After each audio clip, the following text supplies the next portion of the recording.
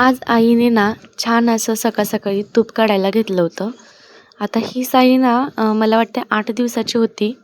एकदाच आई 8-10 दिवसाचं साठवून तूप काढते. इतकं तूप निघालं होतं ना, खरंच गावचं दूध आणि मुंबईचं दूध या दुधामध्ये इतका फरक आहे, की अशी मलाई आपल्या मुंबईतल्या दुधाला बिलकुल येत नाही. तूप एवढं छान लोणी इतकं मस्त निघालं होतं ना, असं वाटत होतं की आता त्याचं तूप किती निघतंय.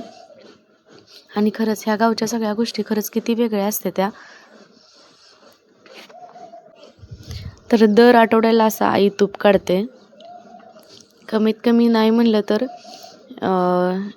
याचं तूप 1 पाऊण किलो तर सहज आणि इझिली होत असेल. त्याच्यानंतर आईने मला लोणी काढून दिलं आणि मी तूप कढवायला ठेवलं.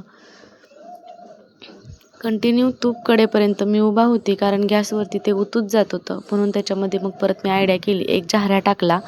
त्याच्यानंतर ते उतूच गेलं नाही आणि एका साईडला मी पनीरचं दुधाचं पनीर बनवायला ठेवलं होतं. कारण पप्पा मला म्हणत होते की पनीर कसं बनवायचं हे आम्हाला तू शिकव, कारण घरचं दूध आहे, आम्हाला बनवायला इझी पडेल. म्हणून मी कसं बनवायचं ते सुद्धा पप्पाला दाखवलं.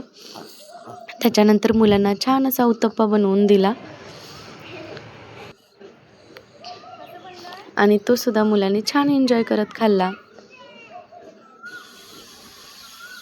त्याच्यानंतर चहा वगैरे पिऊन 3-4 वाजता इतकं छान क्लायमेट झालं होतं की असं वाटत होतं पाऊस येत होता, पण पाऊस काय आला नाही.